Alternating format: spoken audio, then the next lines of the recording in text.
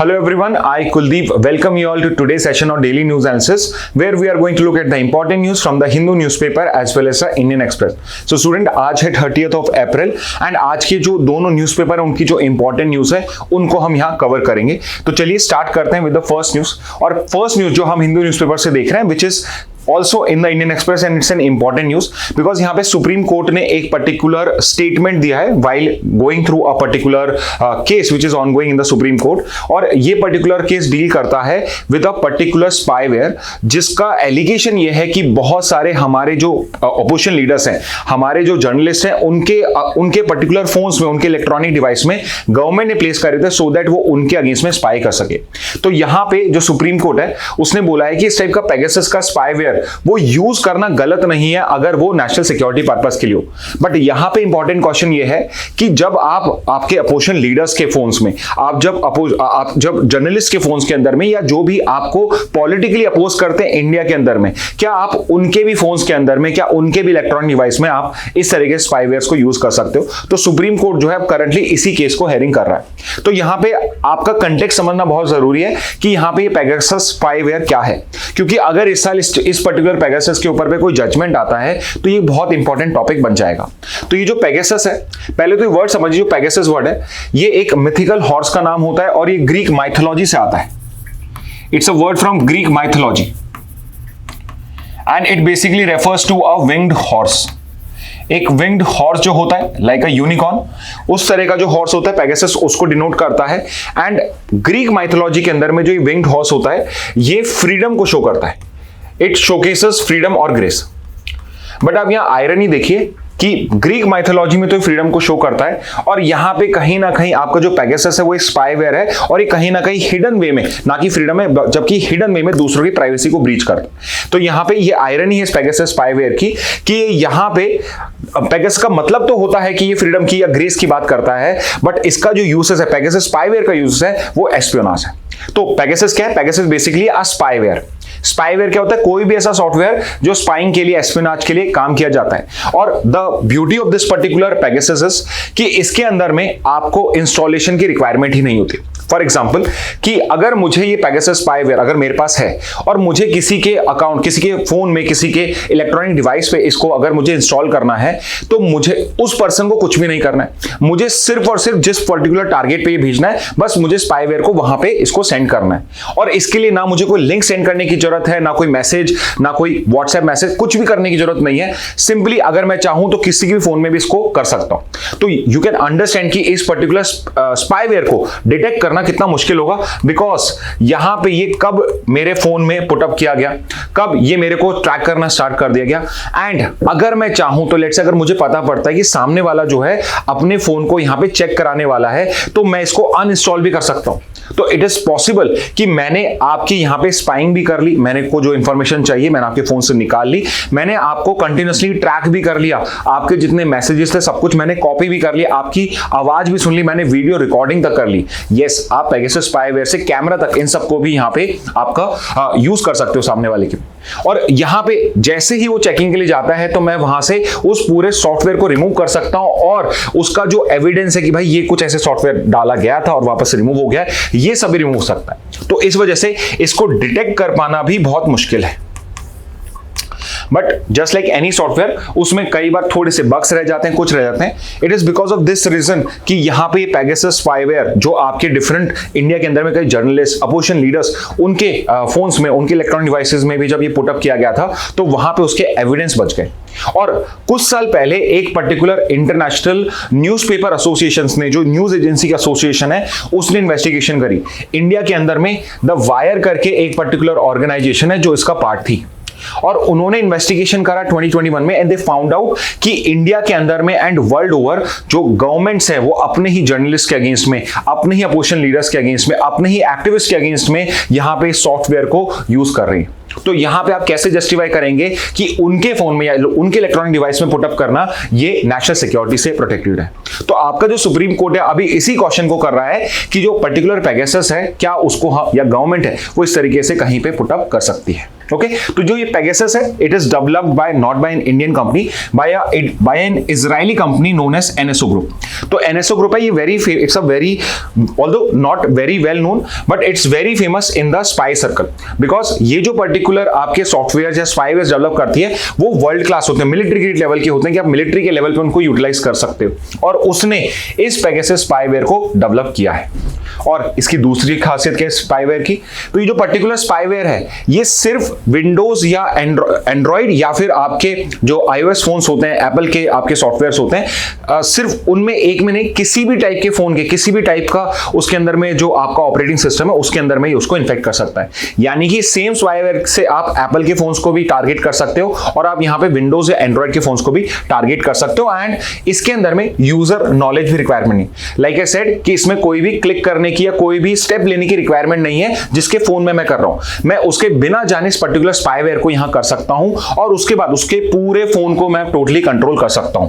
तो मैंने एक पर्टिकुलर डायग्राम है मेरे पास जिससे आप देख सकते हैं कि मैं इस पर्टिकुलर स्पाईवेयर से क्या क्या कैसे इंस्टॉल किया जा सकता है। मैं एसएमएस करके कर सकता हूं, व्हाट्सएप के थ्रू कर सकता हूं, iMessage के थ्रू कर सकता हूं, और मैं unknown vulnerability, we don't know कि और कौन सा तरीका या कहां से वल्नरेबिलिटीज को मिली है फोन्स के अंदर में जिसके थ्रू ये कर सकते हैं। ये तरीके भी है और प्लस एक अननोन वल्नरेबिलिटी भी है जिससे पता ही ना पड़े। एंड उसके बाद मैं क्या कर सकता हूं, उसके बाद मैं SMS, email, photos, videos, contacts, records, WhatsApp, calendar, GPS data, activate camera, activate microphone. तो मुझे अगर बातें सुननी है तो मैं आपका माइक्रोफोन एक्टिवेट कर सकता हूं, अगर मुझे आपका कुछ रिकॉर्डिंग करना है तो मैं कैमरा एक्टिवेट कर सकता हूं, और आपकी जो रियल लाइफ लोकेशन है उसको भी मैं यहां ट्रैक कर सकता हूं। और ये सब पॉसिबल है without even you knowing it कि ये सब किया जा रहा है।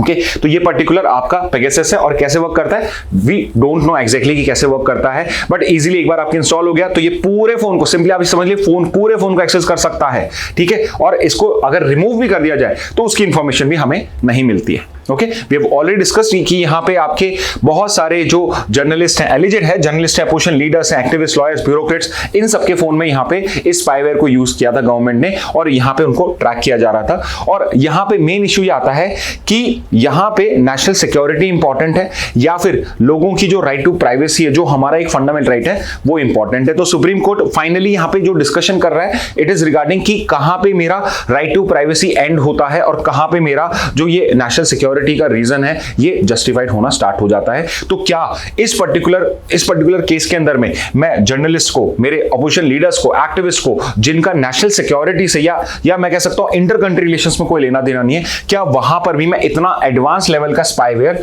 यूज कर सकता हूं या नहीं? Okay so we will wait for the judgement to come and then we'll decide. Next important news पे आते हैं जो आपको आज देखोगे कि जो ज्यादातर आपके न्यूज़पेपर है, चाहे इंडियन एक्सप्रेस रीड करें आप, चाहे हिंदू करें या कोई भी थर्ड न्यूज़पेपर रीड करें, उसमें सबसे ज्यादा जो न्यूज आ रखी है इट इज रिगार्डिंग कि कनाडा के अंदर में इलेक्शंस हुए एंड वहां पे फिर से for the third continuous time आपकी जो लिबरल पार्टी है जिसके पहले लीडर थे जस्टिन ट्रूडो, और इनके साथ इंडिया के रिलेशंस खराब हो गए थे।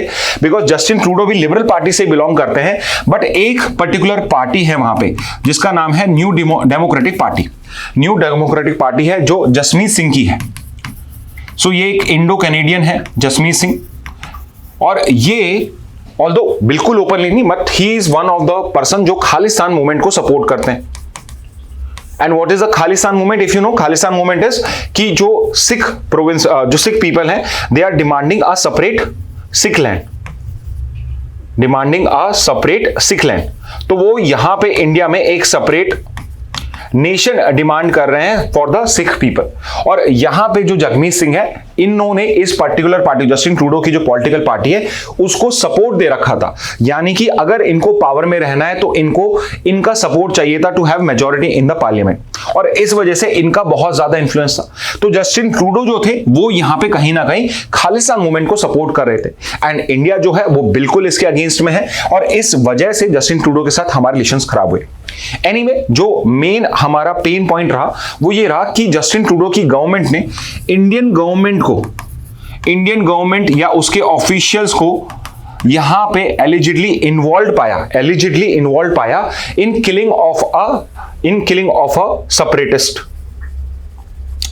एक जो खालिस्तान लीडर था, एक सेपरेटिस्ट जो डिमांड कर रहा था पंजाब में, उस पर्सन की जब यहाँ पे किलिंग हुई वहां पे, तो उसके अंदर में जस्टिन ट्रूडो ने वहां पे अपना एक बयान दिया जिसमें कहा कि जो इंडियन गवर्नमेंट के ऑफिशियल्स हैं, ये हमारे पास प्रॉपर इंटेलिजेंस है कि ही इज इन्वॉल्व। तो इफ यू नो मैं किस पर्टिकुलर पर्सन की बात कर रहा हूं, ट्राई टू फाइंड आउट कि ये किस पर्टिकुलर सेपरेटिस्ट लीडर की बात हो रही है जिसकी किलिंग हुई थी कनाडा के अंदर में, और जस्टिन ट्रूडो ने क्लेम करा कि इंडियन ऑफिशियल्स इन्वॉल्व। आप इजीली थोड़ा सा भी पढ़ोगे आपको इजीली ये चीज मिल जाएगा। ओके, तो वहां पे हमारे रिलेशंस खराब हुए, but at the same time US में रिसेंटली इलेक्शंस हुए थे, और यूएस में जो डोनाल्ड ट्रंप है, they started basically destroying his reputation, Justin Trudeau, and he started saying कि जो कनाडा है, it deserves to be the 51st state, it deserve to be the 51st state of USA, कि इसको USA का 51st state बना दीजिए। और इस वजह से क्या हुआ, जस्टिन ट्रूडो थे, इनकी जो पॉपुलैरिटी थी वो और भी ज्यादा गिरने लगी, बिकॉज यहाँ पे एक तो इंडिया के साथ रिलेशंस अच्छे नहीं हो रहे, वहां पे इन्फ्लेशन बहुत ज्यादा हाई हो रहा, एंड उसके अलावा यूएस के जो पर्टिकुलर वहां के प्रेसिडेंट थे वो यहाँ पे इनकी रेपुटेशन को डिग्रेड करते गए, और इस वजह से इनकी पॉपुलैरिटी बहुत कम हुई। तो जस्ट बिफोर इलेक्शन, कुछ 6 महीने पहले ही डिसाइडेड कि I am going to resign, and उसके बाद में मार्क कार्ने जो है he became the prime minister. तो इनको प्राइम मिनिस्टर बनाया गया, और इसके बाद में जो लिबरल पार्टी, जो अभी करंट इलेक्शंस हुए, वो इन्होंने इनके लीडरशिप में लड़ा, एंड बिकॉज इन्होंने एक स्ट्रॉन्ग स्टैंड लिया अगेंस्ट डोनाल्ड ट्रंप ने क्या, कनाडा के अगेंस्ट में यहां पे क्लेम करा कि we are going to put up more tariffs on them, जैसे आपके डोनाल्ड ट्रंप ने हर जगह पे करे थे, बट कनाडा ने इसके अंदर में उनके साथ में कोई भी नेगोशिएशन करने की सोची। उन्होंने बोला कि अगर वो लगाते हैं तो हम और भी ज्यादा बड़े रेसिप्रोकल टैरिफ्स लगाएंगे, और भी जो हमारी बॉर्डर्स है उनको और भी स्ट्रिक्ट कर देंगे, और इस वजह से कनाडा वाज वन कंट्री जिसके अगेंस्ट में यूएस ने नहीं लगाया। एंड उससे क्या हुआ, इनके लिए, इनके फेवर में जो लोकल सपोर्ट था, इनके जो पर्टिकुलर वोटर्स का सपोर्ट था, वो इंक्रीज होना स्टार्ट हो गया मार्क कार्ने के अगेंस्ट। एंड फाइनली जो अभी आपके कल और परसों इनके इलेक्शंस कंप्लीट हुए, उसके अंदर में जो लिबरल पार्टी है लेड बाय मार्क कार्ने, इनको मेजॉरिटी मिल गई। तो जो लिबरल पार्टी है, it is again come back into power under Mark Carney. तो यहां पे यू शुड नो 2-3 थिंग्स। एक तो कि इनकी पार्टी कौन सी है, या विनिंग पार्टी कौन सी है इलेक्शंस की। दूसरा important point, who is the new prime minister of Canada now after the elections. Okay, इसके अलावा एक और रीजन इनकी जीत का ये रहा कि इनके जो अपोजिशन में थे पियर पॉलीवेर जो कंजर्वेटिव पार्टी से बिलोंग करते थे, he was seen as someone who was pro Trump. ये प्रो ट्रम्प माने जा रहे थे, एंड बिकॉज ट्रम्प का यहां पे एटीट्यूड एंटी कैनेडियंस हो रहा था, तो इनकी भी पॉपुलैरिटी डिक्रीज हुई। सो नॉट जस्ट कि he became more popular, but इनकी भी जब यहां पे पॉपुलैरिटी कम हुई, उसका भी यहां पे इनको ऑप्शन या इनको यहां पे फेवर मिलना स्टार्ट हुआ। एंड फाइनली लिबरल पार्टी जो है लेड बाय मार्क कार्ने, ये यहां पे आपके विनर डिक्लेयर हुए 25 कैनेडियन इलेक्शंस के अंदर में। ओके, तो यहां पे ये है कैनेडियन इलेक्शंस को लेके। सो आई थॉट कि जब भी हम कनाडा की बात कर रहे हैं तो let's discuss our relations also with Canada. तो इंडिया कनाडा के रिलेशन जो हैं, ये पहले से चलते आ रहे before our independence also, because both India and Canada both were colonies of Britishers. दोनों की दोनों जो कंट्रीज थी वो ब्रिटिशर्स की ही कॉलोनी थी, एंड जब हम दोनों इंडिपेंडेंट हुए, we became part of the Commonwealth nations. Commonwealth nation is a grouping of those country जो कभी ब्रिटिश इंडिया का, या नॉट ब्रिटिश इंडिया का, बट ब्रिटिश जो उनका एम्पायर है उसका पार्ट रहे हैं। ओके, तो कॉमनवेल्थ नेशंस के पार्ट रहे, एंड वी नो दिस कि कनाडा जो है, it's very famous among Indians, specifically Punjabis, and lot of Indian origin people are actually now Canadian citizens. And if you look at the number 1.4 million Indo Canadians, ये Canadian citizens हैं। 1.4 million यानी करीब 14 lakh Indian origin लोग जो हैं वो Canada के citizens बन चुके हैं। एंड इसके अलावा बहुत सारे स्टूडेंट्स, बहुत सारे Punjabis, they keep going to Canada, and basically they are trying to settle down there. तो 14 लाख तो वहां पे पहले से हैं जो वहां के सिटीजन्स हैं, and lot of people, lot of students, lot of people looking for better employment opportunity, better career opportunity, they go to Canada also। तो यहाँ पे इनके अलावा बहुत सारा हमारा वहाँ पे जो इंडियन डायस्पोरा है वो बहुत ही ज्यादा वहाँ पे वाइब्रेंट है। ओके, इसके बाद डिप्लोमेटिक रिलेशंस कब स्टैब्लिश हुए, तो इट वाज स्टैब्लिश सून इन 1947, और हमारे ट्रेड, एजुकेशन, बाकी सब पॉलिसीज के अंदर में हमारे अच्छे रिलेशंस हैं, primarily in trade, education and people to people ties. Trade में there is a lot of scope. अभी हमने अपनी पूरी ट्रेड को यहाँ पे एक्सप्लोर नहीं करा है। इंडिया कनाडा के बीच में FTA साइन नहीं हुआ, फ्री ट्रेड एग्रीमेंट साइन नहीं हुआ है, तो एक चीज जो हम करना चाह रहे हैं वो ये है कि हम यहाँ पे FTA करें। अब यहाँ पे रिलेशंस हैं, दोस्त हैं, तो कुछ ना कुछ यहाँ पे दुश्मनी भी हो सकती है, कुछ लड़ाइयाँ भी हो सकती हैं, जिसमें सबसे इंपॉर्टेंट इश्यू जो हमारे बीच में वो खालिस्तान इशू है। और यहाँ पे अभी रिसेंटली क्या हुआ है, जैसे ये इलेक्शंस विन हुए तो प्राइम मिनिस्टर मोदी ने उन्हें कांग्रेचुलेट करा है, एंड प्रोबेबली शायद हम यहाँ पे एक लिबरल पार्टी के लीडर के साथ ही, रेदर देन कंजर्वेटिव पार्टी के साथ तो हमारे रिलेशंस अच्छे रही हैं, बट एक लिबरल पार्टी लीडर्स के साथ भी हमारे रिलेशंस अच्छे होने के यहाँ चांस हैं, और उन्होंने कांग्रेचुलेट करा है। तो शायद अब कनाडा जो है वो खालिस्तान इशू में यहाँ पे इंडिया का सपोर्ट करना स्टार्ट करे। ओके, दूसरी इंपॉर्टेंट चीज ये है कि जो मैंने आपको पार्टी बताई थी एनडीपी, जगमीत सिंह की, वो पर्टिकुलर पार्टी इस बार इलेक्शंस में हार गई, उनको कोई सीट नहीं मिली, उनके जो लीडर है even he has lost his election, और इस वजह से भी जो प्रो खालिस्तान एलिमेंट्स है या जो उनका इन्फ्लुएंस है इन द पॉलिटिक्स वो यहाँ पे इस बार थोड़ा कम रहेगा। तो इस वजह से भी जो कैनेडियन गवर्नमेंट है उनके पास में बेटर फ्री हैंड होगा while dealing with this. Okay, तो ये कुछ इश्यूज हैं, लाइक यहाँ पे वो सारे इश्यूज आपको मेंशन है। ठीक है, नेक्स्ट न्यूज पे आते हैं। US puts India back on IPR watch list. तो यहां पे एक आईपीआर वॉच लिस्ट करके, जैसा नेम समझे, एक वॉच लिस्ट है जो यूएस बनाता है। तो रिमेंबर दिस कि ये जो आईपीआर वॉच लिस्ट की बात हो रही है, ये आईपीआर वॉच लिस्ट कोई इंटरनेशनल वॉच लिस्ट नहीं है या कोई इंटरनेशनल ऑर्गेनाइजेशन नहीं है जो इसे बनाती है, ये यूएस की खुद की एक वॉच लिस्ट है, और it is made by USTR, United States trade representative, जो यूएस का डिपार्टमेंट है। तो ये यूएस गवर्नमेंट का डिपार्टमेंट है, तो डू नॉट बी कंफ्यूज कि यहां पे कोई इंटरनेशनल ऑर्गेनाइजेशन है जिसकी वॉच लिस्ट में हम आए। फॉर एग्जांपल, अगर आपको एक ऑर्गेनाइजेशन का नाम पता हो, FATF, financial action task force, जो बेसिकली डील करता है, ये भी एक लिस्ट प्रोवाइड करता है जिसमें एक ब्लैक लिस्ट है और एक ग्रे लिस्ट है, बट ये जो पर्टिकुलर लिस्ट है ये डील करता है मनी लॉन्ड्रिंग के साथ और टेरर फाइनेंसिंग, मनी लॉन्ड्रिंग और टेरर फाइनेंस से डील करता है, और ये एक FATF, ये इंटरनेशनल ऑर्गेनाइजेशन है। ऑन द अदर हैंड, ये जो पर्टिकुलर आईपीआर वॉच लिस्ट है ये यूएस की एक लोकल लिस्ट है, यूएस की ऑर्गेनाइजेशन का लिस्ट है, और इसको बनाता है कौन? यूएस ट्रेड रिप्रेजेंटेटिव, जो यूएस का एक डिपार्टमेंट है। ओके, अब ये आईपीआर वॉच लिस्ट है क्या? तो ये जो पर्टिकुलर यूएस डिपार्टमेंट है ये एक पर्टिकुलर रिपोर्ट बनाता है, हर साल की एक रिपोर्ट आती है, स्पेशल 301 रिपोर्ट। ये रिपोर्ट जो है स्पेशल 301 रिपोर्ट, ये आपसे डायरेक्टली पूछा सकती है। रिमेंबर, ये बेसिकली डील करती है विद आईपीआर प्रोटेक्शन,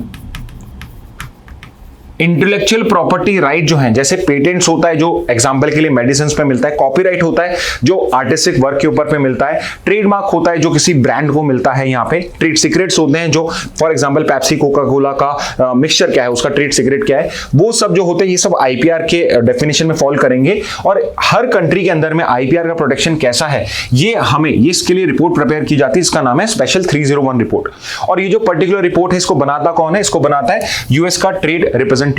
ओके, और इसके अंदर में कि हर कंट्री उसका जो सिस्टम है वो कितना इफेक्टिव है, कितना एडिक्वेट है आईपीआर प्रोटेक्शन के लिए, उस बेसिस पे कंट्रीज को ये लिस्ट करते हैं इनटू डिफरेंट वॉच लिस्ट। ठीक है, तो दो टाइप की यहां पे कैटेगरीज हैं, एक तो है प्रायोरिटी वॉच लिस्ट और एक है watch list. And as the name suggest, यहां पे जिनके साथ ज्यादा सीरियस कंसर्न है कि यहां पे आईपीआर का प्रोटेक्शन बहुत कम है, और स्पेसिफिकली जो यूएस कंपनीज है उनकी आईपीआर यहां पे प्रॉपर्ली प्रोटेक्ट नहीं होती है, तो यहां पे कहीं ना कहीं सिग्नल दिया जा रहा है कि either you better frame your loss, और यहां पे आप आईपीआर प्रोटेक्शन बेटर दीजिए, अदरवाइज जो यहां की यूएस कंपनीज है they would stop doing business with you all.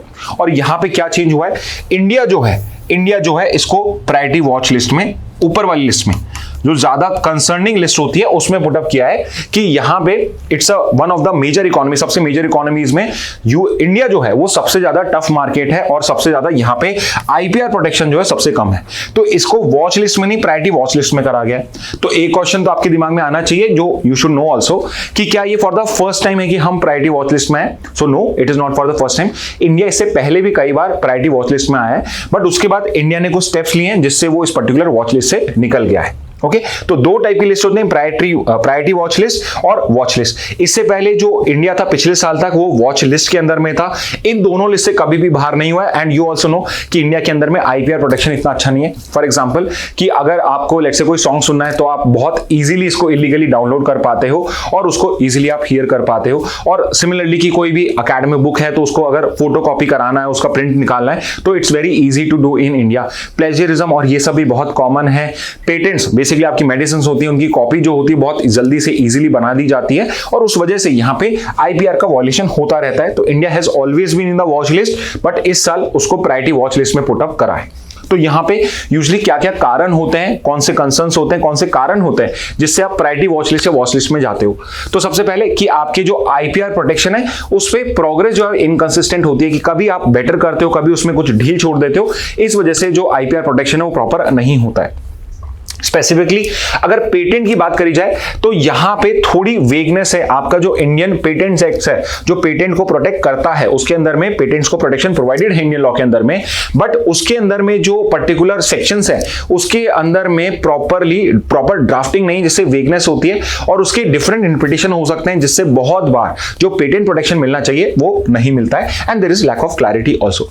Third is inadequate IP enforcement. तो यहां पे लॉ तो है बट उसका इन्फोर्समेंट प्रॉपर नहीं होता है, कि आपने कह तो रखा है कि कोई कॉपीराइट का यहां पे वायलेशन करेगा तो उसके अगेंस्ट में एक्शन लिया जाएगा, बट यू कैन सी कि बहुत सारी नोन वेबसाइट्स हैं जहां पे आप इजीली इनको डाउनलोड कर सकते हो। High custom duties on IP intensive products. तो कोई भी आईपी जिसके अंदर में आईपीआर ज्यादा होता है, अगर वो इंडिया में इंपोर्ट किया जाता है तो उसमें हम कस्टम ड्यूटी ज्यादा लगाते हैं, because we want to protect the Indian market. We want कि जो इंडिया में आईपीआर बनाया जा रहा है उसका ज्यादा रिफ्लेक्शन हो। फॉर एग्जांपल कि लेट्स से अगर मैंने कोई ऐप बनाया, मैंने लेट्स से एक एआई ऐप बनाया, तो आई वुड वांट कि इंडिया का जो एआई ऐप है वो ज्यादा डेवलप हो, ज्यादा यूज में हो। तो मैं क्या करूंगा कि फॉरेन वाले जो एआई ऐप्स हैं उसको इंडिया में अलाउ तो करूंगा, बट यहां पे सॉफ्टवेयर को लाने के लिए आपको हाई कस्टम ड्यूटी पे करनी पड़ेगी। तो ये एक रीजन दिया गया है जिस वजह से इंडिया प्रायोरिटी वॉच लिस्ट में जा रहा है। Report piracy and counterfeiting issues. तो बेसिकली यू कैन अंडरस्टैंड जो भी वीडियो गेम्स खेलते हैं कि आपके जो फाइल शेयरिंग होती है वो बहुत ईजी होती है, आपको पायरेटेड वर्जन मिल जाते हैं वीडियो गेम्स के, जो बड़े बड़े कॉल ऑफ ड्यूटी टाइप के जो गेम्स हैं जो बहुत ही ज्यादा वैसे अदरवाइज एक्सपेंसिव होते हैं, उनको आप फ्रीली डाउनलोड कर सकते हो और यहां पे यूज कर सकते हो। Signal theft by cable operators. तो भाई सिग्नल क्या है, आपके केबल ऑपरेटर्स जो हैं वो समहाउ दे फाउंड कि यहां से कोई सिग्नल जा रहा है, उसको वो कैच कर लेते हैं एंड इलीगली फिर उसको वो आगे जाके ब्रॉडकास्ट करना स्टार्ट कर देते हैं। Photocopying, reprinting of academic books is another reason. और यहां पे इंडिया में ट्रेड सीक्रेट्स को लेके क्या है, कोई स्पेसिफिक लॉ ही नहीं है। तो ट्रेड सीक्रेट्स एक्चुअल में इंडिया में किसी लॉ के अंदर में प्रोटेक्ट नहीं होते हैं, तो इसलिए एक रिक्वायरमेंट तो यूएसटीआर ने यही का एक सजेशन तो यही दिया है कि इंडिया को ट्रेड सीक्रेट्स का लॉ बनाना चाहिए।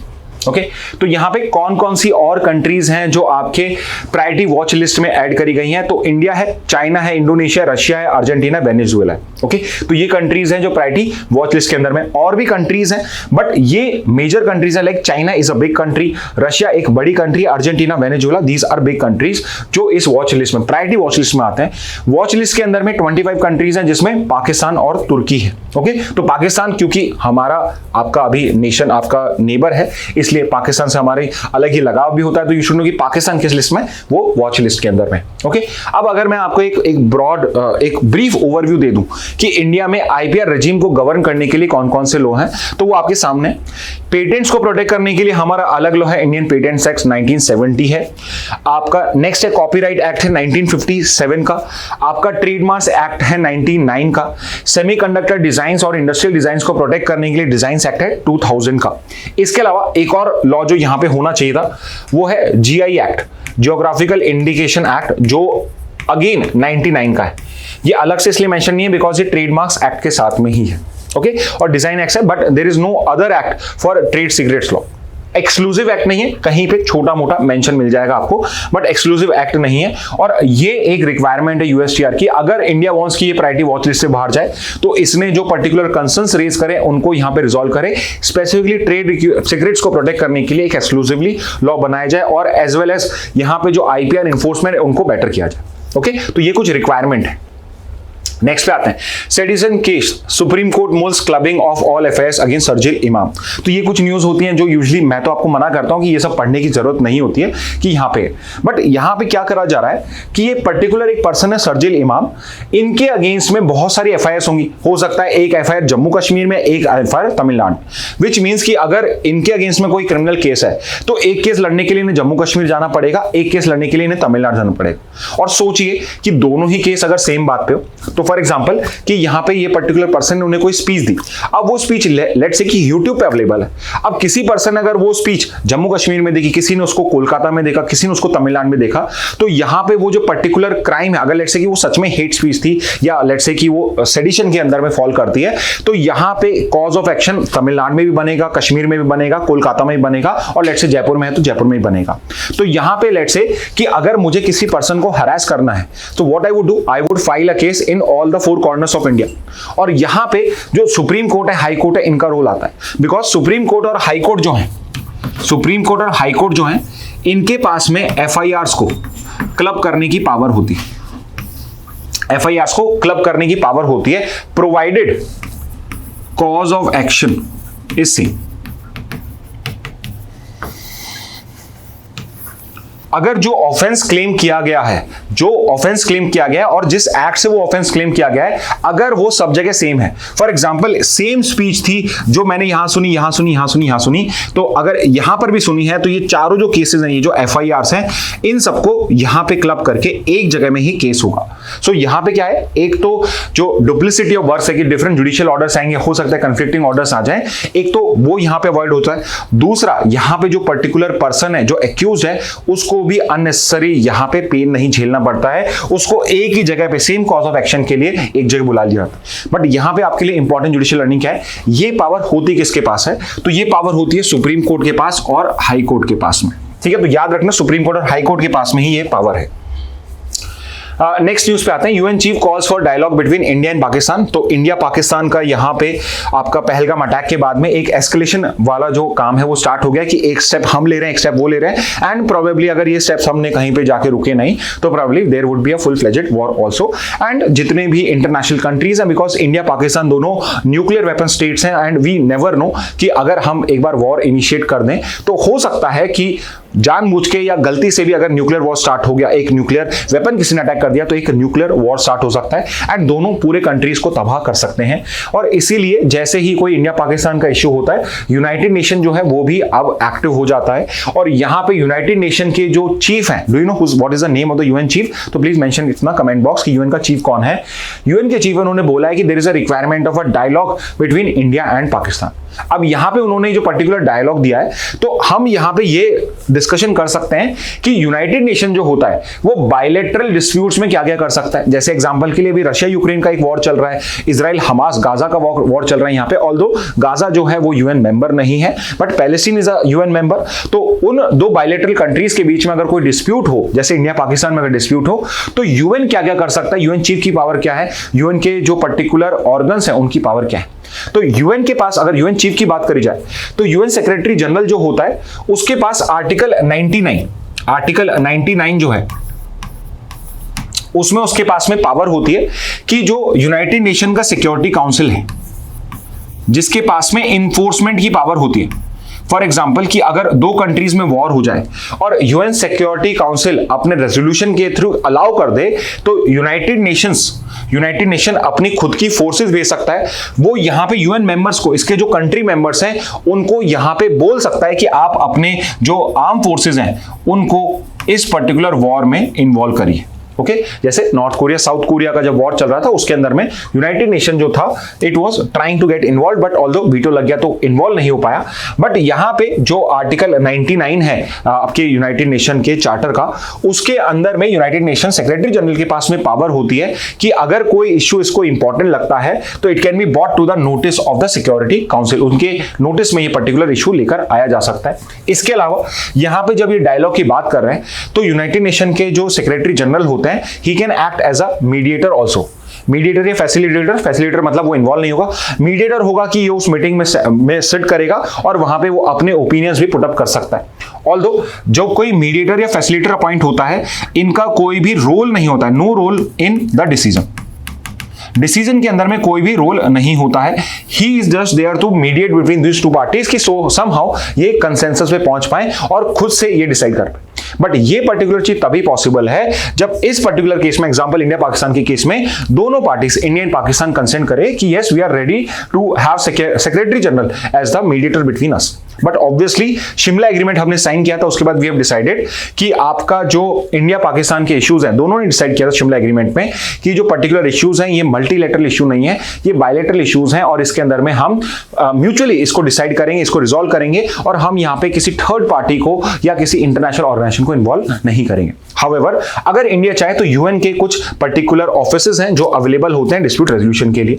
फॉर एग्जांपल कि यहाँ पे डायलॉग के लिए वो हेल्प कर सकते हैं, बायलैटरल नेगोशिएशन जो है वो यूएन के अंदर सेटअप किए जा सकते हैं। यूएन के अंदर में गुड ऑफिसेस होते हैं। गुड ऑफिसेस बेसिकली कि यहाँ पे एक पर्टिकुलर टीम होती है, ये ऑफिस होते हैं जिसके अंदर में आप जाके दोनों डिस्कशन कर सकते हैं और ये अपनी एक्सपर्टाइज वहां पे प्रोवाइड कर सकता है। और mediation if accepted by both parties, तो सेक्रेटरी जनरल या इनको कोई भी मीडिएटर चाहिए, कोई कंट्री इनको चाहिए, तो वो भी यूनाइटेड नेशंस के अंदर में करी जा सकती है। इसके अलावा यूनाइटेड नेशन सिक्योरिटी काउंसिल है, अगर वो इन्वॉल्व होती है तो यहां पे चैप्टर 6 है यूएन चार्टर का जिसके अंदर में वो पीसफुल मेजर्स को रिकमेंडेशन कर सकती है। सेकंड इज यहां पे चैप्टर 7 के अंदर में वो मिलिट्री या इकोनॉमिक एक्शंस भी यहां पे प्रोवाइड कर सकती है। हाउएवर यहां पे शिमला एग्रीमेंट के बाद से हमने यूएन ऑफिसेस को यूटिलाइज करना बंद कर दिया, बिकॉज इससे पहले एक प्रॉपर यूएन ऑफिसेस भी था जो ऑब्जर्वेशन का काम करता था इंडिया पाकिस्तान के इश्यूज में, बट शिमला एग्रीमेंट के बाद ये डिसफंक्शनल हो चुका है, इसका कोई यूटिलाइजेशन नहीं है।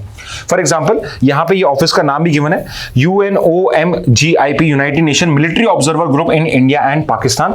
तो ये बेसिकली जब 1947 में 48 के अंदर में जब इंडिया पाकिस्तान का एक छोटा सा स्कर्मिश हुआ था, उसके बाद में यूनाइटेड नेशन जो है वो इन्वॉल्व हुआ था और उसने एक ये ऑब्जर्वर ग्रुप बनाया था और ये तब से सीज फायर जो है उसको यहां पे LOC के ऊपर पे बेसिकली चेक कर रहा है। हाउएवर अब ये इंपॉर्टेंट नहीं है बिकॉज इंडिया जो है इंडिया पाकिस्तान के इश्यूज को बायलैटरल मानता है, तो no third party suppose to get involve in it. इसके अलावा सेक्रेटरी जनरल जो है वो डिप्लोमेटिक चैनल ओपन करवा सकता है।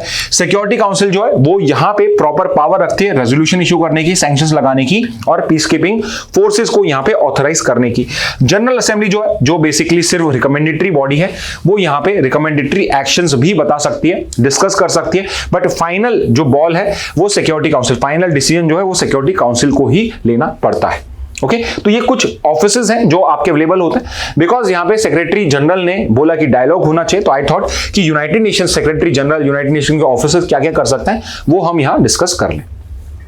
नेक्स्ट पे आते हैं, तो चलिए एक पर्टिकुलर एडिटोरियल को गो थ्रू कर लेते हैं। बहुत अच्छा एडिटोरियल है यहां पे, ये एडिटोरियल है a powerful judicial remedy for waste management, और इसका कंटेक्स्ट ये है कि अभी अभी एक इंटरनेशनल जर्नल है नेचर करके, एनवायरमेंट के इश्यूज के अंदर में आते हैं, उसके अंदर में एक रिपोर्ट आई है और उस रिपोर्ट के हिसाब से इंडिया जो अपने आप को क्लेम करता है कि we are not the largest plastic polluter, और हमारा जो डेटा हमने प्रोवाइड करा है उसको वो क्वेश्चन करके ये कह रहा है कि इंडिया जो है वो करंटली सबसे बड़ा बिगेस्ट प्लास्टिक पॉल्यूटर है। विच मीन्स कि हमने जो बताया कि पर पर्सन हमारा जो प्लास्टिक यूसेज बहुत कम है, ऐसा नहीं है, उससे थोड़ा ज्यादा है, एंड बिकॉज हमारी पॉपुलेशन बहुत ज्यादा है इस वजह से इंडिया जो है करंटली वर्ल्ड का लार्जेस्ट प्लास्टिक पॉल्यूटर बन चुका है।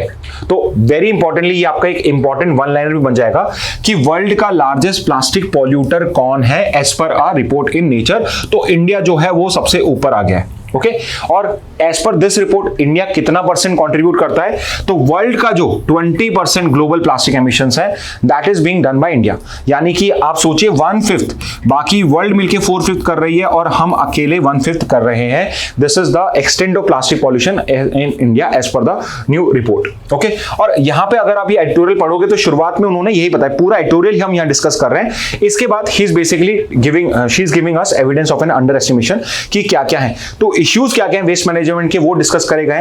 पहला तो ये है कि इंडिया का वेस्ट डेटा जो है, वेस्ट डेटा जो है वो अनरिलायबल है। कलेक्शन कवरेज हमने 95% बताया जो एग्जैजरेटेड है, हम इतना कलेक्शन नहीं करते हैं। मोस्ट ऑफ द जो प्लास्टिक है वो एक्चुअल में प्रॉपर्ली कलेक्ट नहीं होता है और ये 95% एग्जैजरेटेड है। डेवलप कंट्रीज के अंदर में भी इतना अच्छा collection, waste collection, plastic collection है नहीं, तो ये चीज इसके अंदर में क्वेश्चन करी गई है। सेकेंड इज वेस्ट डेटा जो हम कर रहे हैं वो सिर्फ और सिर्फ अर्बन एरियाज को यहां पे रेगुलेट कर रहा है, जो म्युनिसिपल एरियाज हैं उसी के अंदर में हो रहा है। तो हो सकता है कि म्युनिसिपल एरियाज के अंदर में 95% हो, अर्बन एरियाज में 95% हो, but what about rural areas, what about open burning, what about informal sector recycling, इनसे रिलेटेड जो डेटा है वो इस 95% के अंदर में शोकेस ही नहीं है। इस वजह से ये बिल्कुल एग्जैजरेटेड है। ठीक है, इसके बाद क्या क्या कंसर्न्स हैं डाटा कलेक्शन के, तो वेस्ट जनरेशन जो डेटा है वो म्युनिसिपल बॉडी से आता है जो एसपीसीबी के अंदर में आती है और एसपीसीबी सीपीसीबी को रिपोर्ट करती है। तो यहाँ पे 3 लेवल हो गए जहां पे मिस रिपोर्टिंग करी जा सकती है। पहला तो है म्युनिसिपल बॉडीज जो हैं वो खुद अपने आप को बताएंगी भाई हम तो करीब करीब मैक्सिमम करते हैं, कुछ थोड़ा सा कम बता देंगे। फिर यहाँ पे डिफरेंट म्युनिसिपल बॉडीज का डेटा है वो स्टेट पॉल्यूशन कंट्रोल बोर्ड्स के पास में जाएगा। अब स्टेट गवर्नमेंट्स भी चाहेंगे कि हमारे अंदर, हमारी पर्टिकुलर स्टेट्स के अंदर में कम से कम यहाँ पे दिखाया जाए कि हम पॉल्यूशन जो पर्टिकुलर प्लास्टिक है उसको टोटली कलेक्ट करते हैं, और उसके बाद वो डेटा कोलेट होता है और सीपीसीबी जो सेंट्रल पॉल्यूशन कंट्रोल बोर्ड है सेंट्रल लेवल पे वहां जाता है। तो यहाँ पे 3 लेवल पे है जहां पे एग्जैजरेशन किया जा सकता है। तो डेटा कलेक्शन को हम यहाँ ट्रस्ट कर सकते हैं नहीं, ये एक बड़ा इश्यू यहाँ पे रेस करा गया है। सेकेंड इज कि ये जो पर्टिकुलर डेटा है इसको कैसे कलेक्ट किया गया है, इसकी ऑडिट होती है नहीं होती है, मेथोडोलॉजी क्या है वो कुछ भी नहीं बताई गई है। रूरल इंडिया से कोई भी डेटा नहीं है, लोकल सेल गवर्नमेंट ने गवर्नेंस के अंदर में बहुत सारे गैप्स है कई रीजन्स में, इसलिए इस डेटा को हम ट्रस्ट नहीं कर सकते हैं। तो हो सकता है कि प्रॉपर मेथोडोलॉजी या कोई सर्वे ही यूज नहीं किया गया है और उसके बाद भी हमें ये डेटा प्रोवाइडेड है। तो ये जो पर्टिकुलर एडिटोरियल है ये बेसिकली जो इंडिया का प्लास्टिक वेस्ट का डेटा कलेक्शन है उसको यहां पे ये क्वेश्चन कर रहा है कि ये डेटा प्रॉपरली नहीं है। फिर कुछ प्रपोज सॉल्यूशन बताए हुए हैं, जैसे कि एक तो है कि भाई आप डेटा कलेक्शन जो उसको बेटर करिए, बेसिकली कि आप प्रॉपर यहां पे सर्वे कराइए, मेथोडोलॉजी को यहां पे ओपन करिए सो दैट कि अगर कोई ऑडिट करना चाहे, कोई क्रॉस चेक करना चाहे, वो एनजीओज भी हो सकती हैं, वो इंटरनेशनल ऑर्गेनाइजेशन भी हो सकती हैं, वो मेथोडोलॉजी को क्रॉस चेक कर सके और यहां आके सर्वे करके भी उसको क्रॉस चेक कर सके। तो इसके लिए proper data collection is required. इसके अलावा it is very important because जो प्लास्टिक वेस्ट है या वेस्ट कलेक्शन है वो एक म्युनिसिपल का जॉब है, म्युनिसिपैलिटीज का जॉब होता है, लोकल लेवल पे या रूरल एरियाज में पंचायत का रोल होता है। तो इसलिए हमें हमारे जो लोकल गवर्नेंस है उनको स्ट्रेंथन करना बहुत जरूरी है। फॉर एग्जांपल कि जितने भी अर्बन आपकी म्युनिसिपैलिटीज हैं, रूरल पंचायत है, इनको लिंक किया जाए इन पर्टिकुलर सेक्टर प्लेयर से। फॉर एग्जाम्पल एमआरएफ कौन होते हैं? Material recovery facilities. तो कोई भी जो बेसिकली जो मटेरियल होता है उसको रिकवर करता है, प्लास्टिक को रीयूज करने के लिए रिकवर करता है, उन सबके साथ में ये अर्बन बॉडीज और रूरल बॉडीज कनेक्टेड होनी चाहिए। फॉर एग्जाम्पल कि इनको अगर लेट्स से प्लास्टिक का रिक्वायरमेंट है, डिफरेंट टाइप का प्लास्टिक का रिक्वायरमेंट है, तो वो डायरेक्टली इनके साथ में डील कर सकते हैं। सेकेंड इज ऐसे ही रिसाइकलर्स जो उनको रीयूज करते हैं। EPR kiosk, extended producer responsibility. तो एक्सटेंडेड प्रोड्यूसर रिस्पॉन्सिबिलिटी क्या होता है कि एक प्रिंसिपल है कि जो पर्टिकुलर उस प्लास्टिक को प्रोड्यूस कर रहा है उसकी भी रिस्पॉन्सिबिलिटी है। और उसकी रिस्पॉन्सिबिलिटी क्या है कि फॉर एग्जांपल कि मैं एक पर्टिकुलर कंपनी हूं जो plastic bottles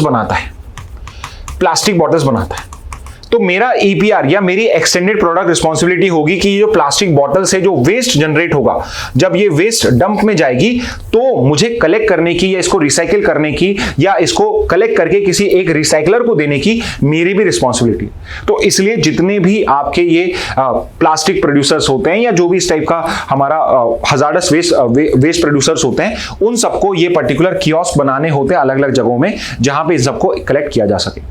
next is sanitary landfills को जो मैनेज कर रहे हैं वो भी अर्बन और रूरल बॉडी से लिंक होने चाहिए या उनके ही अंडर में आने चाहिए। So it should not be कि अगर कोई प्राइवेट पर्सन है जो लैंडफिल्स क्या होता है जहां पे सारा कचरा इकट्ठा किया जाता है, if it is there in a particular city or let's say in a rural area, तो या तो उसको रन ही म्युनिसिपैलिटी या पंचायत करे या फिर जो भी उसको रन कर रहा है वो डायरेक्ट कांटेक्ट में हो आपके अर्बन और लोकल बॉडीज में, सो दैट यहाँ पे लोकल गवर्नेंस को हम स्ट्रेंथन कर सके और हमारा जो प्लास्टिक वेस्ट कलेक्शन है उसको बेटर कर सके, एज वेल एज उससे ही डेटा जो है हमारा वो ऑथेंटिक आना स्टार्ट हो। तो हम एक्चुअल में 95 अगर कर पाए तो उससे बढ़िया कुछ हो ही नहीं सकता है। ठीक है, तो ये ईपीआर इंप्लीमेंटेशन की बात हो गई। अब यहां पे जो एक और इन्होंने बात करी है कि अगर आप टाइटल पढ़ेंगे, the title of the article is a powerful judicial remedy for waste management.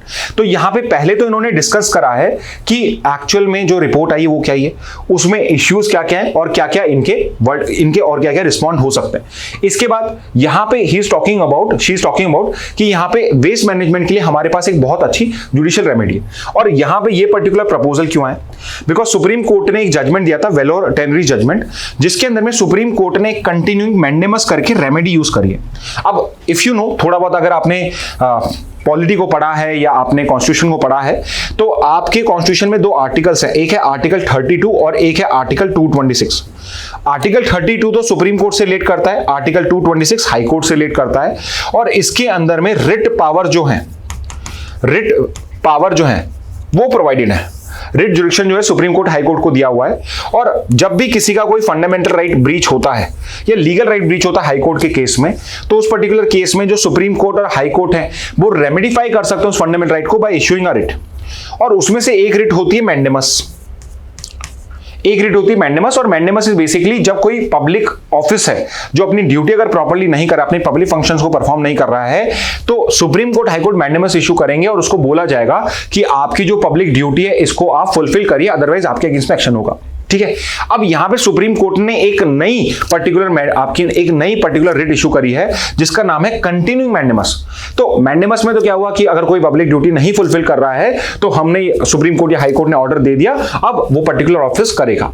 अब मान लो कि यहां पे एक बार नहीं, मैं बार बार देखना चाहता हूं कि ये पर्टिकुलर जो प्रोसेस मैंने बताया, जो मैंने आपको जॉब दिया है, क्या वो कर रहे हैं या नहीं कर रहे हैं। तो कंटिन्यूइंग मैंडेमस के अंदर में एक फाइनल यहां पे रिट नहीं दी जाती है, यहां पे कंटिन्यूअसली आपका मैनेजमेंट या आपका यहां पे ऑब्जर्वेशन किया जाता है। तो सुप्रीम कोर्ट अगर कंटिन्यूइंग मैंडेमस को करता है, यानी कि जब तक इन्होंने फॉर एग्जांपल वेलोर टेनरीज में बोला था कि आप यहां पे पूरा इसको क्लीनिंग करिए, यहां पे आप वेस्ट प्लांट्स को लगाइए और जितना भी वेस्ट यहां पे प्रोड्यूस हो रहा है, टॉक्सिक वेस्ट प्रोड्यूस हो रहा है, इसको आप मैनेज करिए। और सुप्रीम कोर्ट ने बोला हम कंटिन्यूइंग मैंडेमस इशू कर रहे हैं, विच मींस कि जब तक ये पूरा प्रोजेक्ट कंप्लीट नहीं होता है हम कंटिन्यूअसली आपको यहां पे ऑब्जर्व करते रहेंगे, अगर ऑर्डर की रिक्वायरमेंट हुई तो हम करते रहेंगे। यानी कहीं ना कहीं ये जो पर्टिकुलर पूरा काम होएगा ये सुप्रीम कोर्ट की निगरानी में, सुप्रीम कोर्ट के अंडर में होगा।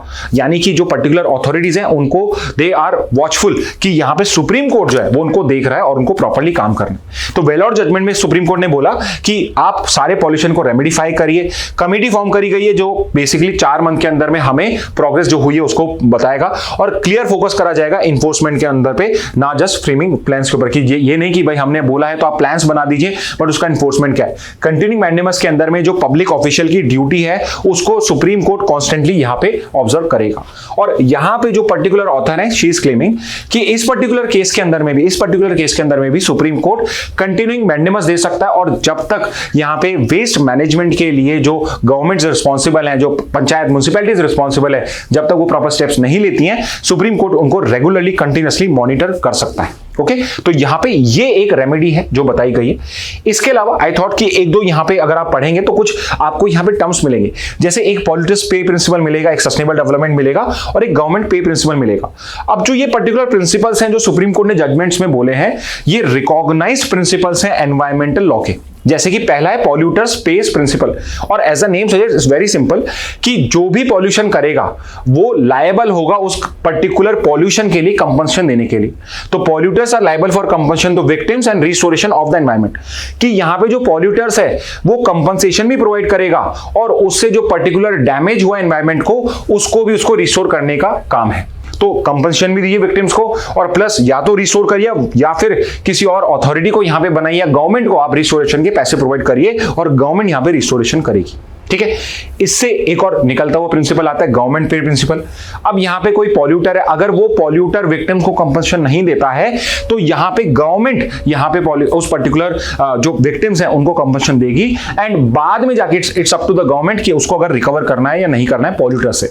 बट यहां पे जो विक्टिम्स है उनको कंपनसेशन देना पड़ेगा, या तो पॉल्यूटर खुद दे दे या गवर्नमेंट देगी, और फिर गवर्नमेंट चाहे तो बाद में रिकवर कर सकती है। And third is sustainable development का जो कंसेप्ट है। सस्टेनेबल डेवलपमेंट इज बेसिकली कि आप डेवलपमेंट तो करिए बट वो आपका लॉन्ग टर्म के लिए होना चाहिए, उससे रिसोर्सेज है उनका ओवर यूज नहीं होना चाहिए, सो दैट आपकी फ्यूचर जनरेशन जो है उनके पास में भी आपके रिसोर्सेज जो है वो आपको मिल सके।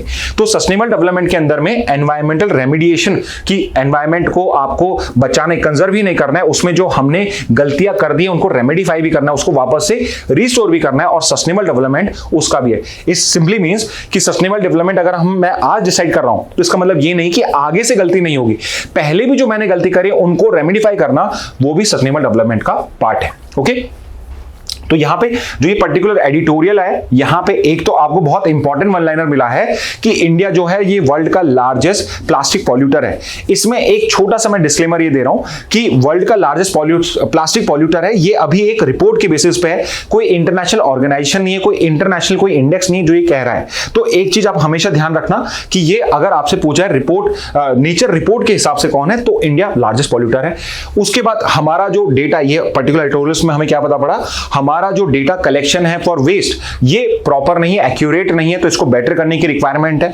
दूसरा यहां पे सजेशन दिया गया कि यहां पे आपकी जो लोकल गवर्नमेंट है जो मेजरली रिस्पॉन्सिबल है वेस्ट कलेक्शन के लिए, उनको स्ट्रेंथन करने की रिक्वायरमेंट है, बिकॉज अभी उनके पास में प्रॉपर कैपेसिटी ही नहीं वेस्ट मैनेजमेंट करने की। ओके, तो ये दो मेन यहां पे करें। और तीसरा यहां पे एक जुडिशियल रेमेडी बताई गई है कि सुप्रीम कोर्ट यहां पे कंटिन्यूइंग मैंडेमस अगर इशू कर दे तो यहां पे जो वेस्ट मैनेजमेंट का जॉब है वो प्रॉपरली करा जा सकता है। तो यहां पे कुछ है और कुछ की प्रिंसिपल जो है वो हमने डिस्कस करें। ओके, तो ये आपका एडिटोरियल हो जाएगा। इंडियन एक्सप्रेस न्यूज देखते हैं, Gaza ceasefire talks in Cairo near significant breakthrough. तो यहां पे आपका जो इजराइल हमास या इजराइल पैलेस्टीन वॉर चल रहा है उसके अंदर में एक सिग्निफिकेंट ब्रेक थ्रू आने की बात है, क्योंकि अभी पीस टॉक्स चल रहे हैं आपके कायरो के अंदर में। Cairo is capital of which country, please mention in the comment box. बहुत सिंपल सा क्वेश्चन पूछ रहा हूं मैं आपसे, ठीक है। तो जो सीज फायर टॉक्स है वो कायरो में चल रहे हैं और शायद सिग्निफिकेंट ब्रेक थ्रू आ जाता है।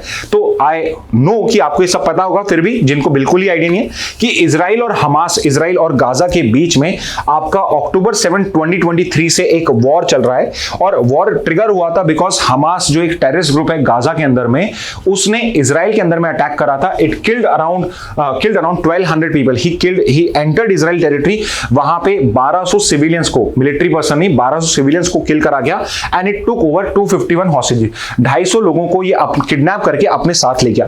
एंड इसके बाद में आपका जो पर्टिकुलर इजराइल है उसने बड़ा मिलिट्री ऑफेंस करा, पूरे गाजा को फ्लैटन आउट कर दिया है। Around 52,000 Palestinians have been killed, not just terrorist but mainly civilians including childrens, mothers and other people, old people also. तो उनको हुआ है और इस वजह से वहां पे एक बड़ा ह्यूमैनिटेरियन क्राइसिस वहां पे आ चुका है। अब यहां पे इशू क्या चल रहा है कि जो हमास है वो तो ये कह रहा है कि हम नेगोशिएशन टेबल पे आ सकते हैं, हम सारे हॉस्टेज को रिलीज कर दें, बट वी वांट कि इजराइल जो है वो पूरे गाजा को और जो वेस्ट बैंक है वहां से उनकी जो सिक्योरिटी फोर्सेस हैं उनको रिमूव करेगा। और इजराइल जो है वो इस चीज को करने के लिए रेडी नहीं है। वो एक्चुअल में अब वापस से वेस्ट बैंक और गाजा को अपने अंडर में लाना चाहता है और इस वजह से जो नेगोशिएशंस हैं वो फेल होते जा रहे हैं। और अभी आपके कायरो के अंदर में जो पर्टिकुलर नेगोशिएशन चल रहे हैं उसके अंदर में इट इज एक्सपेक्टेड कि शायद एक सिग्निफिकेंट ब्रेक थ्रू आ जाए। इसके अंदर में 2-3 इंपॉर्टेंट वन लाइनर्स हैं आपके लिए कि ये जो पर्टिकुलर मीडिएशन है ये कायरो में हो रहा है। एक तो आपको ये पता होना चाहिए इसमें मीडिएटर कौन कौन है। तो एक तो ऑब्वियसली इजिप्ट है और दूसरा है कतर। तो ये 2 कंट्रीज है जो मीडिएटर की तरह कर रहे हैं। पार्टिसिपेंट्स कौन से हैं? हमास है, इजराइल है और इजिप्ट है। तो इजराइल हमास तो आपके मेन पार्टीज ही हैं और इजिप्ट जो है वो एक मीडिएटर का रोल यहां पे प्ले कर रहा है। तो इजिप्ट और कतर है और पार्टिसिपेंट्स है हमास, इजराइल और इजिप्ट जो पर्टिकुलर अभी नेगोशिएशन चल रहे हैं। ओके, तो ये हो जाएगा गाजा सीज फायर टॉक्स को लेके। ओके, नेक्स्ट न्यूज देखते हैं। High court uphold dismissal of MP civil जज who acquitted 3 without writing judgement. अब यहां पे एक बहुत ही ग्लैरिंग जजमेंट आया है जिसके अंदर में ये फाउंड आउट हुआ है कि मध्य प्रदेश के अंदर में एक सिविल जज है एमपी के और उन्होंने एक जजमेंट लिखा ही नहीं, एक्चुअली इशू तो यही है। उन्होंने एक पर्टिकुलर ऑर्डर दिया जिसके अंदर में 3 लोगों को एक्विट किया गया है जिसमें उन्होंने यहां पे कोई जजमेंट ही नहीं लिखा है। अब आप सोचिए कि कोई पर्टिकुलर जज है जो किसी को एक्विट कर रहा है और उसमें जजमेंट क्या है वो ही नहीं लिख रहा है। तो लेट्स से कि अगर मुझे अपील करनी है तो मैं अपील कैसे करूंगा आगे जाके? हाई कोर्ट जो पर्टिकुलर डिसीजन लेगा वो जजमेंट के बेसिस पे तो लेगा कि कोर्ट ने क्या डिसाइड करा उसी बेसिस पे। तो यहां पे एक बहुत बड़ा ग्लैरिंग एरर हो सकता है, ये डेलिब्रेट भी हो, यहां पे हो सकता है कि कोई मिली भगत तो उस चक्कर में जजमेंट आया हो, बट इस टाइप का जजमेंट हुआ है। और यहां पे जो पर्टिकुलर डिस्ट्रिक्ट विजिलेंट जज था जो बेसिकली विजिलेंस के लिए रिस्पॉन्सिबल था, उस डिस्ट्रिक्ट जज ने इनको डिसमिस कर दिया और अब हाई कोर्ट ने उस डिसमिसल को अपहोल्ड कर दिया कि यस ये बहुत बड़ा इशू है और यहां पे इनको डिसमिस करने का डिसीजन बिल्कुल सही है। ओके, तो यहां पे हम डिस्कस कर लेते हैं कि सिविल जज जो होता है वो अपॉइंट कैसे होता है। तो for example if you want to become a जज, आप एक जुडिशियल सर्विस का एग्जाम देते हो जो बेसिकली स्टेट गवर्नमेंट्स कंडक्ट कराती है। तो एग्जांपल के लिए कुछ स्टेट्स है जहां पे जो पब्लिक सर्विस कमीशन होता है स्टेट का वो कंडक्ट कराता है और कुछ स्टेट्स के अंदर में ये जजमेंट, ये जो पर्टिकुलर रिक्रूटमेंट होता है ये आपके जो हाई कोर्ट्स होते हैं वो कराते हैं। एग्जांपल के लिए कि राजस्थान के अंदर में राजस्थान जुडिशियल सर्विस जो होती है वो high court, Rajasthan high court conduct कराता है। ओके, तो यूजुअली आपका अपॉइंटमेंट कैसे होगा कि आप जुडिशियल एग्जाम दोगे और अगर आप उस जुडिशियल एग्जाम को क्लियर कर देते हो तो आपको या तो हाई कोर्ट, अगर हाई कोर्ट कराता है, या पब्लिक सर्विस कमीशन है वो कंडक्ट कराता है, तो आपका नाम स्टेट गवर्नमेंट को रिकमेंड किया जाता है। सो रिमेंबर दिस पॉइंट कि जो पर्टिकुलर आप लोअर लेवल पे जजेस बनते हो, यू आर जजेस under the state government. State government is the one जो आपको अपॉइंट करती है, ठीक है। हाउएवर आप एडमिनिस्ट्रेटिव कंट्रोल के अंडर में होते हो हाई कोर्ट के। तो जितने भी डिस्ट्रिक्ट जजेस होते हैं, पूरी जो सबऑर्डिनेट जुडिशरी मैं कह सकता हूं, जिसमें डिस्ट्रिक्ट जजेस आ गए, सिविल जज फर्स्ट ग्रेड सेकंड ग्रेड आ गए आपके, सेशन जजेस आ गए आपके, वो सब सबऑर्डिनेट जुडिशरी जो होती है वो हाई कोर्ट के एडमिनिस्ट्रेटिव कंट्रोल में होती है। ओके, तो इस पर्टिकुलर केस में अगर कोई इस टाइप का एक्शन होता है या इस टाइप का कोई एक्ट होता है तो यहां पे जो डिसिप्लिनरी एक्शन होता है वो हाई कोर्ट लेता है। ओके तो डिसिप्लिनरी एक्शन कौन लेगा? हाई कोर्ट लेगा। तो यहाँ पे जो पर्टिकुलर इन्वेस्टिगेशन करी होगी वो डिस्ट्रिक्ट जज ने करी होगी, but final decision high court ले रहा है यहाँ पे। और हाई कोर्ट अगर यहाँ पे डिसाइड कर लेता है कि इसको डिसमिस किया जाता है तो वो अपना रिकमेंडेशन यहाँ पे किसको भेजता है? स्टेट गवर्नमेंट को। स्टेट गवर्नमेंट को यहाँ पे ये डिसीजन भेज दिया जाता है और फिर अकॉर्डिंगली यहाँ पे स्टेट गवर्नमेंट जो होती है वो ये पर्टिकुलर डिसीजन ले लेती है। ठीक है, तो इस तरीके से आपका हाई कोर्ट का जज जो होता है डिसमिस किया जाता है। अगर प्रोसीजर देखा जाए, प्रोसीजर क्या है, तो सबसे पहले लेट्स से कि यहाँ पे हमें कोई ग्लैरिंग यहाँ पे मिसकंडक्ट दिखता है, तो अगर मिसकंडक्ट डिटेक्ट हुआ है तो वो चीज यहाँ पे देखी जाएगी। उसके बाद में सामने वाले जो जज है जिसके अगेंस्ट में एक्शन लिया जा रहा है उसको शो कॉज नोटिस दिया जाएगा कि भाई आप बताइए आपके अगेंस्ट में क्यों ना हो। बेसिकली आपको एक हेयरिंग का यहाँ पे राइट दिया जा रहा है। उसके बाद में आपके अगेंस्ट में डिपार्टमेंटल इंक्वायरी होगी। यूजुअली जो डिस्ट्रिक्ट जज होता है, जो डिस्ट्रिक्ट जुडिशरी का हेड होता है, वो इस पर्टिकुलर इंक्वायरी को हेड करता है। ये पर्टिकुलर जो इंक्वायरी है, जो पर्टिकुलर डिपार्टमेंटल इंक्वायरी अपनी फाइंडिंग्स को सबमिट करती है, ये पर्टिकुलर जो फाइनल सबमिशंस होते हैं these are given to the high court. High court जो होता है यहाँ पे ये डिसीजन लेता है कि इस पर्टिकुलर पर्सन को डिसमिसल करना चाहिए, इसके अगेंस्ट में कोई पेनल्टी लगानी चाहिए या फिर इसको सस्पेंड करना चाहिए। ये सब डिसीजन यहाँ पे लिया जाता है एंड सीरियस केसेस में डिसमिसल जो है वो रिकमेंड किया जाता है। एंड फाइनली यहाँ पे जो हाई कोर्ट होती है ये रिकमेंड करती है अपना एक्शन स्टेट गवर्नमेंट्स को, और स्टेट गवर्नमेंट यूजुअली कभी भी हाई कोर्ट के अगेंस्ट नहीं जाती है और यहाँ पे वो डिसमिसल होता है, वो पर्टिकुलर इशू यहाँ पे दे दिया जाता है। तो इस पर्टिकुलर केस में भी अगर हाई कोर्ट ने अपहोल्ड कर दिया है तो फाइनली जो आपका यहाँ पे स्टेट गवर्नमेंट है वो भी डिसमिसल ऑर्डर को करेगा। तो ये एक छोटी बात नहीं है कि एक हाई कोर्ट, एक पर्टिकुलर सिविल जज है जो यहाँ पे क्रिमिनल केसेस के अंदर में एक्विटल का ऑर्डर पास कर रहे हैं और वहां जजमेंट भी नहीं लिख रहे हैं, तो ऑब्वियसली एक बहुत बड़ा यहाँ पे इशू है वो रेस होता है। बट आई थॉट कि यहाँ पे सिविल जज कैसे अपॉइंट होते हैं और उनका रिमूवल प्रोसेस क्या उसको हम डिस्कस कर लेते हैं। ओके तो स्टूडेंट्स ये थी important news from the Hindu and Indian express. I hope ये इनिशिएटिव आपके लिए यूजफुल हो। If you still feel like कि कोई न्यूज मिस हो गई है तो mention in the comment box, next session में हम उसको अलग से कवर कर लेंगे। Okay with this message lesson today session, thank you and have a very nice day.